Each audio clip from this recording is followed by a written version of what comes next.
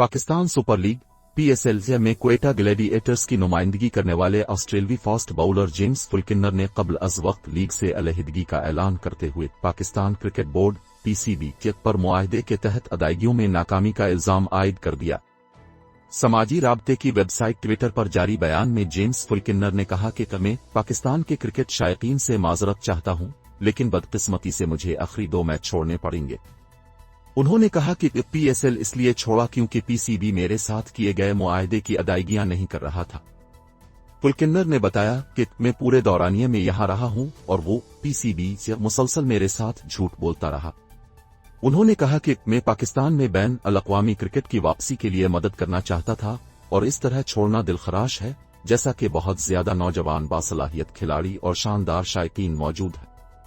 Fast bowler ने कहा कि लेकिन पीसीबी और पीएसएल ने मेरे साथ जो सलूक किया वो बेइज्जती है और मुझे उम्मीद है कि अब सब मेरी पोजीशन को समझेंगे। दूसरी जानिब पीसीबी ने जेम्स फुलकिनर के ऐलान के फौरी बाद उनके इल्जामात को मुस्तरद कर दिया और उसको झूठे और गुमराहकुन है। पीसीबी ने ट्विटर पर बयान में कहा कि पीसीबी और क्वेटा ग्लैडिएटर्स ने अफसोस के साथ जेम्स फुलकिनर के झूठे और गुमराहकुन इल्जामात देखे हैं और जल्द इस मामले पर तफसीली बयान जारी किया जाएगा।